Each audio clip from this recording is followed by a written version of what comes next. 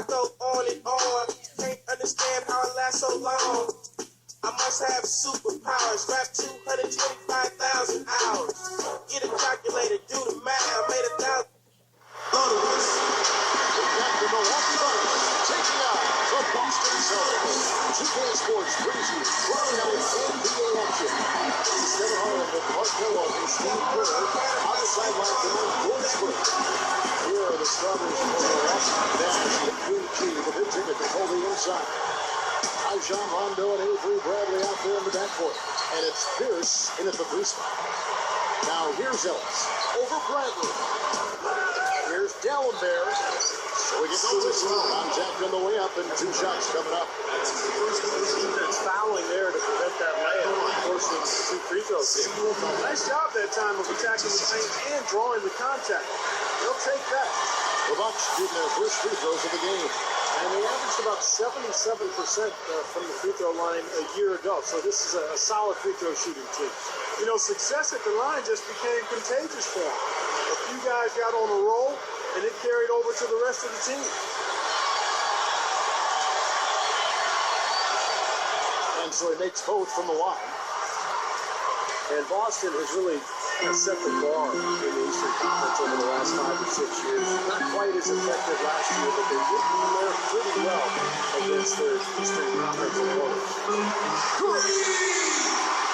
Avery got his first 3 points of the game. He's going to take that shot every time if he has that much room to get it off. Jennings against London. Here's Minnesota. Rebound by the Celtics.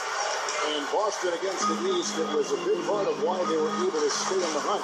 32-16 on the season interconference. Like every other playoff team in the East, they were able to have a winning record against every Eastern division, but they really took it to the Southeast, which is surprising. That was the toughest division. The shot by Pierce will not go. Really high-quality shot there, just a little off with his release. That miss right there will definitely lead to taking his head. Jennings can't get it to go. Well, he won't miss many of those, especially with the defender not in the best of positions here.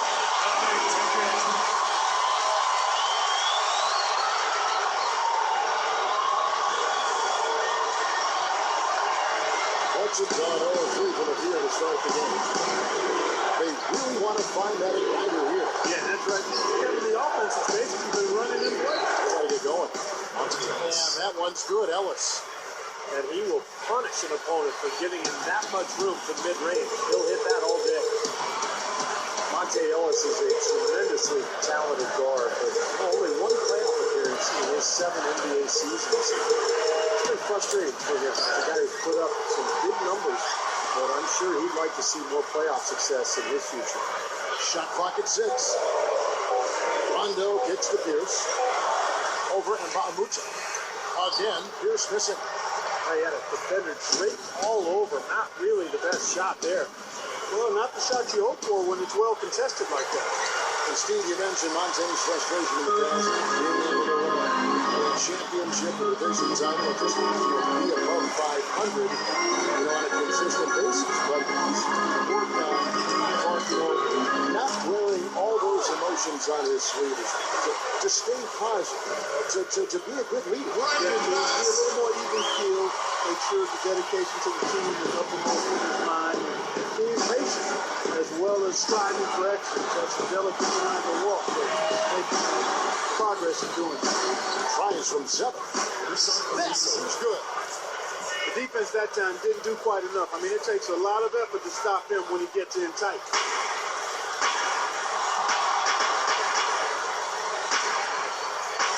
Doris, we're doing something for us right now. Doris?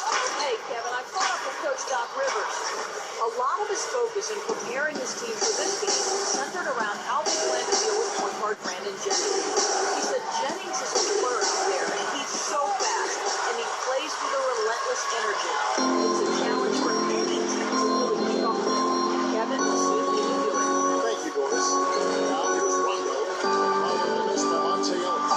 Garnett. Up and in. Those types of high percentage shots, Kevin, should be a big part of what they do going forward. And the big story with Milwaukee last season, guys, was their divorce with Andrew Bogut, first overall pick of the 2005 draft. And you've really looked upon as the foundation, the cornerstone for that club. But injuries kind of derailed what he had accomplished the last few years. And finally, Milwaukee decided to part ways, sending him to Golden State for Monte Ellis. And a whole new group out on the floor for the Celtics. 5 on the clock. The Bucks need to get a shot off here. Here's Dunleavy. Milwaukee, no good that time either. Celtics leading by 3. Overall, that trade a bit of a defense for offensive type of trade. Bucks figured they'd be better off bringing in a proven scorer like Monte Ellis. Put him in that Cook Jennings. It was rocket speed up and down and a lot of offense. Yeah, potential fireworks there because Monte certainly can light it up. What's funny about that trade is that Bogut was the number one overall pick in that draft, and Monte was a second-round selection years later, though they get traded for each other. Here's Terry. Up to the made shot for Monte Ellis. Sullinger, good in defending.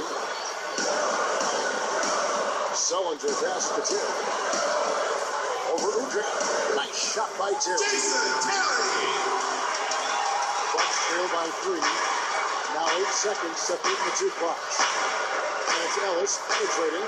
Gooden brings it from 17 feet out. Gooden's got his first points of the game. Smart, he's just using his size advantage to get a shot off. And a sweet stroke, too, you might add. Wilcox backing down. They kick it out to Green. Inside. And there's the foul. It'll go on Udo. That is his first foul of the game.